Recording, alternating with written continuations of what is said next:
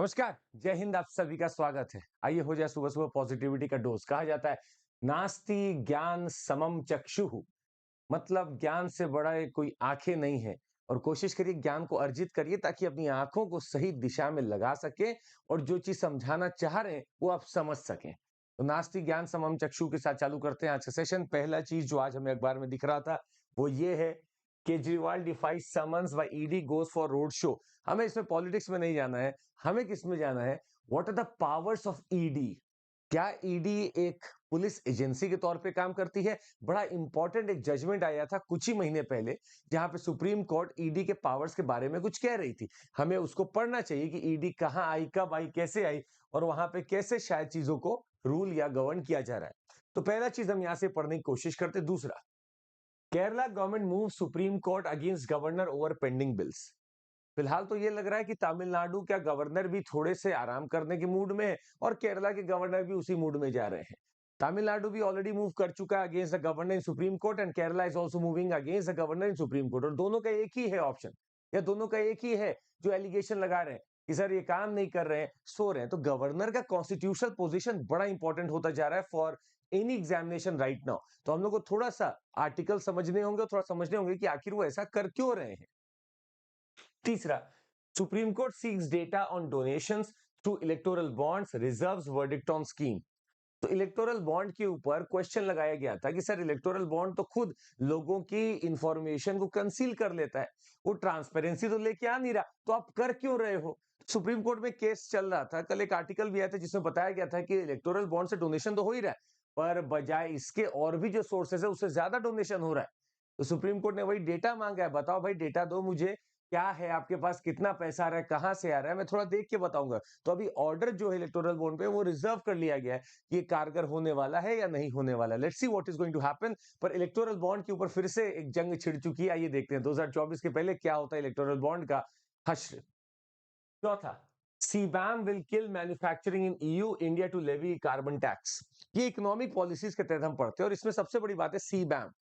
ये carbon border adjustment measures हैं जो ईयू ने लिए हैं, मतलब यूरोपियन यूनियन ने लिए हैं। अब वो क्या करेगा, किसी भी देश से जब वहां पे कोई प्रोडक्ट जाएगा तो वो चेक करेगा कि ये प्रोडक्ट जो आया वो कितना कार्बन एमिशन करके आया है और उस कार्बन एमिशन के एवज में टैक्स लगाया जाएगा। तो भारत के स्टील सेक्टर या और बहुत सारे सेक्टर से जो सफर कर सकते हैं, तो हमारे मिनिस्टर साहब का ये भी कहना है कि हम सफर नहीं होने देंगे, क्योंकि हम जानते हैं कि वो कुछ ही दिनों में छोड़ देंगे इस ख्याल को, क्योंकि शायद गालिब ख्याल तो अच्छा है पर जन्नत की हकीकत तो सबको मालूम है। और तीसरी चीज यहाँ बता दे कि यहाँ इन्होंने ये भी बोला कि हम लोग भी अब कार्बन लेवी करेंगे, क्या कार्बन टैक्स को लेवी करेंगे, ताकि कुछ और लोगों को संदेश भेजा जा सके कि हम भी सतर्क एनवायरमेंट के लिए, अकेले आप ही सतर्क नहीं हो, हमारे यहाँ खुद बहुत सारी इनिशिएटिव्स हम करते रहते हैं ताकि चीजें लाइन पे रहें। तो बहुत इंपॉर्टेंट ये न्यूज था, हम इसको जरूर पढ़ना चाहेंगे आज। Climate funding fall shows action stalling UN. देखिए, इन्वायरमेंट और डेवलपमेंट में बहुत बड़ा डिबेट चलता रहता है कि डेवलपिंग कंट्री को कुछ ना कुछ फंडिंग देनी चाहिए थी डेवलप्ड कंट्री को। हालांकि डेवलप्ड कंट्री ने आज तक उसको ठीक से अवेलेबल करा नहीं पाया और वो गिरता ही जा रहा है फंडिंग।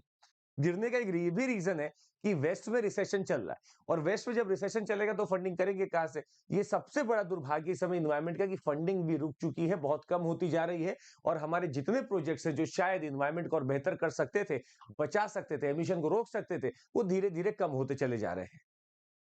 अगला जो हम पढ़ते, लेबनान हिजबुल्लाह हिट्स 19 पोजीशंस इन इजराइल साइमल्टेनियसली। अब इस वॉर में इजराइल जो हमास के बीच में हो रहा था या गाजा के हमास के बीच में जो हो रहा था, अब एक नया प्लेयर भी एक्टिवली कूद पड़ा है, उसका नाम है हिजबुल्लाह।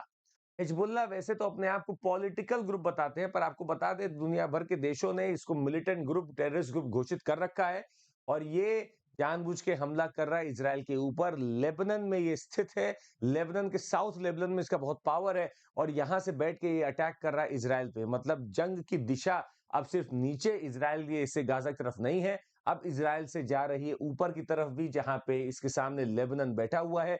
अब देखना यह है कि सीरिया या सीरिया के कुछ फोर्सेस या बाकी और जो फोर्सेस हैं आसपास जॉर्डन में या फिर ईरान में, वो किस कदर यहाँ पे उतर रहे हैं, ये भी देखना जरूरी है। क्या ये वॉर एंड होने का नाम ले रहा है? दिख तो नहीं रहा जिस हिसाब से लेबनान चल रहा है। तो लेबनान की लोकेशन देखना बड़ा इंपॉर्टेंट है हमारे लिए। और फिर भी नीचे कमेंट करके एक चीज बता ही दीजिएगा कि लेबनान क्या मेडिटेरेनियन सी को छूता है या नहीं छूता है, नीचे कमेंट करके आप ये जरूर बताइएगा। अगला, cooperatives are the solution for hunger, farmers moves Favaro. अब देखिए ब्राजील के एग्रीकल्चर मिनिस्टर है, इनका कहना है, अचानक से इनके मन में एक रुझान आता है कि अगर मुझे एग्रीकल्चर को बचाना है, अपने फार्मर्स को बचाना है, तो एग्रीकल्चर को कोऑपरेटिव सेक्टर की तरफ ले जाओ। ये बात तो इनको आज समझ में आ रही है। भारत में ये बात तब से चल रही है जब महात्मा गांधी जी ने कोऑपरेटिव सेक्टर की ही बात की थी। और कोऑपरेटिव सेक्टर का मतलब है कि आप इसको ओन करें, आप ही चलाएं, आप ही सारा निर्णय लें और आप ही इससे पैसा भी निकालें।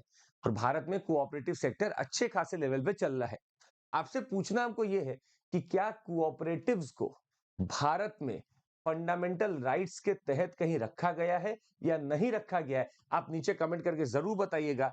कहां पे वो आर्टिकल मुझे देखना है जहां कोऑपरेटिव्स के बारे में होता है। Let me see how many of you can let me no.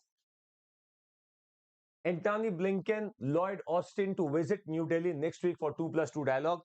देखिए एक बहुत बड़ा थीम है मेरा इंडिया यूएस का, जो किसी भी एग्जाम में आ सकता है। और 2+2 डायलॉग इंडिया और यूएस के बीच में है। इसका मतलब क्या होता है?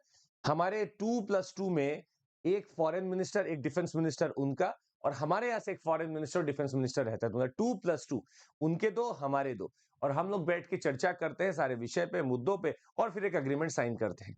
तो इंडिया यूएस के बीच में रिश्ते इस समय बड़े अच्छे चल रहे हैं, मधुर चल रहे हैं। अब आपसे हमें ये जानना है कि 2+2 डायलॉग जो है वो सिर्फ यूएस के साथ है या किसी और देश के साथ भी है? जल्दी से नीचे कमेंट करके बताइएगा। देखिए हम कमेंट करना सिर्फ आपसे इसलिए चाहते हैं, अगर आप अपनी 2 मिनट की रिसर्च में इसको याद कर लेंगे, ढूंढ लेंगे, तो जिंदगी भर आपको याद रहेगा। Understanding worker productivity, very important. Human resource, Narayana Murthy साहब ने जब से ये बोला कि आपको 70 घंटे काम करने पर हफ्ते, लोगों के मन में तो टेंशन ही हो चली है।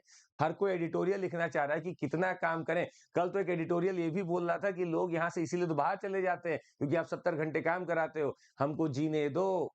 पर यहाँ पे वर्कर प्रोडक्टिविटी हमें समझनी होगी कि क्या नंबर ऑफ आवर्स इंपॉर्टेंट होते हैं या क्वालिटी इंपॉर्टेंट होती है। कुछ लोग की एफिशिएंसी बहुत अच्छी भी हो सकती है, तो क्या आप उनको जानबूझ के 11 घंटे 12 घंटे बैठाना चाहेंगे? बहुत इंपॉर्टेंट डिबेट है।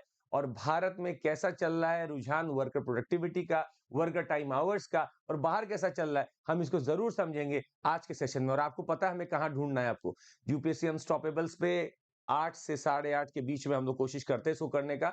आप जरूर वहां आइएगा और समझने की कोशिश करिएगा। Is the United Nations Toothless in ending Wars? एक बहुत बड़ा प्रश्न, इंटरनेशनल ऑर्गेनाइजेशंस पे एक बहुत बड़ा प्रश्न कि क्या यूएन बस किन्हीं डेवलप्ड कंट्रीज का पपेट है? क्या यूएन ने वाकई में आज तक कुछ भी हासिल किया है? क्या यूएन हमेशा सेलेक्टिव अप्रोच रखता है? क्या यूएन उन कंट्रीज की मदद नहीं कर पाता जहां ऐसे वॉर होते हैं और कोई डेवलप्ड कंट्रीज भी इन्वॉल्व हो जाती हैं? जरूर इसका आंसर हम जानेंगे क्योंकि ये मेंस का क्वेश्चन बन सकता है यूपीएससी के लिए। और हालांकि आपके यूपीपीसीएस में या किसी और पीसीएस में या फिर बैंक या इन सब एग्जाम्स में इसके फैक्चुअल पार्ट आ सकते हैं यूएन के बारे में। तो जरूर आज देखना चाहेंगे हम लोग इसके यूएन के बारे में, और मिलते हैं आपसे कुछ ही देर में। तैयार रहिएगा।